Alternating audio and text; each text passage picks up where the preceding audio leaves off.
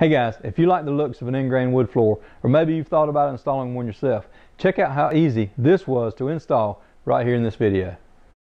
Alright, here are a few of the boards that I used for this project. All the boards that I used were from an old house that I tore down, and it was less than a mile away from me through the woods here. I was very fortunate to get a hold of this lumber, and I'm glad they put it to good use. Here you can see that I made a stop with a piece of tongue and groove board, allowing me to cut each piece at 3/4 of an inch. I'm throwing those pieces in this 5-gallon bucket, just make it easy, and I've attached a bag here on the back of the miter saw to catch the sawdust. That will be used later to make the grout. I started out the project by using my dad's old miter saw to cut the blocks. That was the easy part of the project. After doing that, I went to the belt sander and ran all the blocks lightly on the belt sander to knock off the rough edges.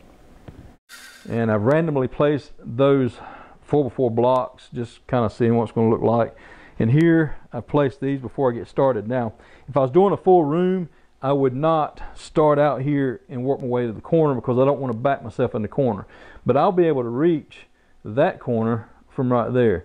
So to make sure I put all the select pieces up here, I'm going to start here. These are not glued down yet. I haven't started with the adhesive. I just kind of wanted to place them to see how it's going to work out. But man, if you look, I'm actually leaving some of this character. Look at this piece right here. There's a nail that I saw through, but you can see where it went in. Nail was shot through here. That's a groove that'll be filled in with grout. I really think those colors are going to come out once I put the clear coat on it. You can see I've got blocks laying everywhere. Here's the 5-gallon bucket of sawdust that I've saved. That will be mixed with shellac to make the grout once everything dries. And then I have these blocks. I cut a total, based on my math, I hope it's right, I cut a total of 580 blocks, not counting the 4x4 blocks. Alright, here you see me pouring out the adhesive. This is just one of the pouches that came in the box. It has 2 pouches of the 771 step Titebond adhesive.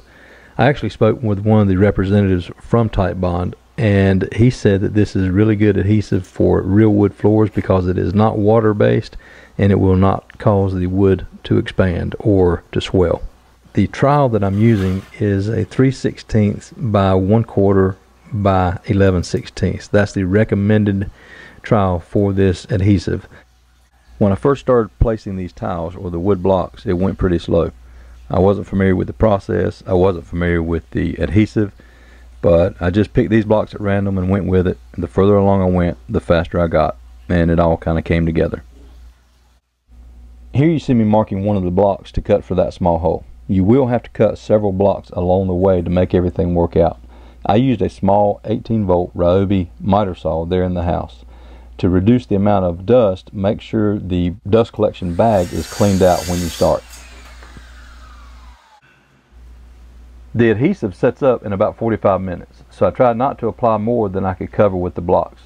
Occasionally there would be some that set up before I could cover it.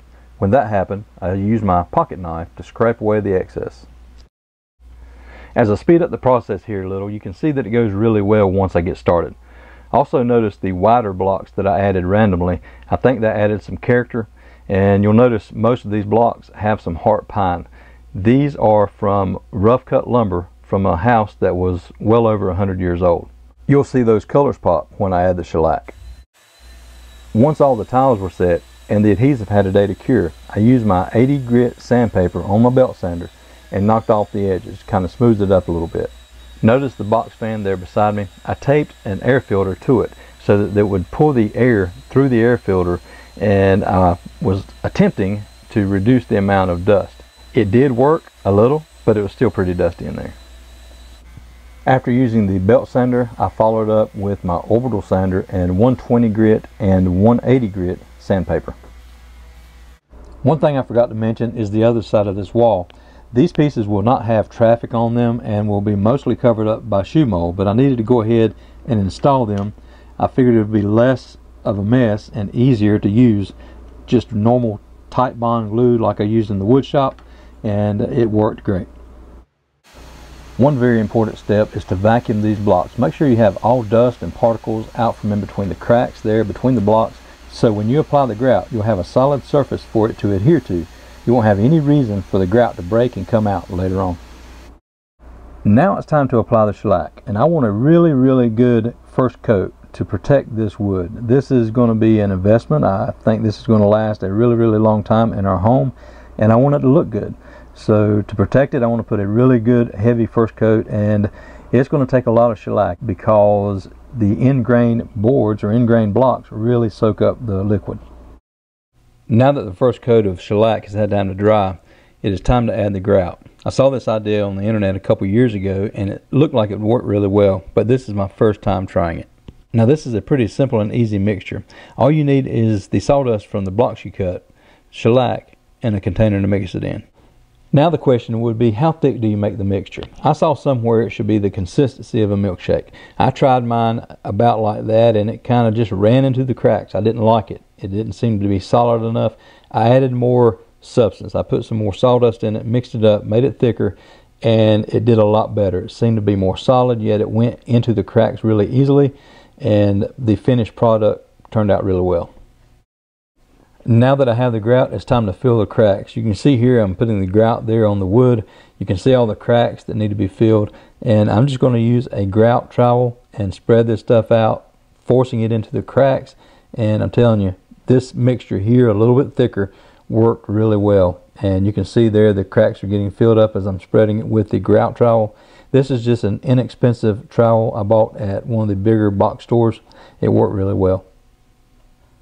To keep your project as clean and neat as possible, go back after you spread a couple feet of grout and clean off the surface with a clean rag and mineral spirits. This will prevent any of the grout from drying on top of the floor and will have a nice, clean, smooth finish. And as you can see, we have a finished product. I went back after the grout dried really good and put another coat of shellac on it, which put a good shine on the floor.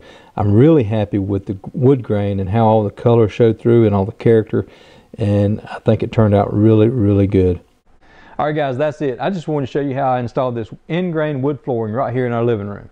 Also, you may be wondering why this is right here in the middle of my living room. This was actually 2 rooms, and there was a wall here and a wall in front of where the camera's at now. This was actually a closet area for this room. I didn't want to try to match up the wide plank pine flooring that I have here and here. So I said, if it's going to be different, we're going to make it really different. I'm going to do end-grain wood flooring. I've been wanting to do this forever. Perfect opportunity, small section, and I'm happy with it. I hope you liked the video, guys. This was just a quick how-to, a DIY. If I can do it, you can do it. And this actually is a couple years old now.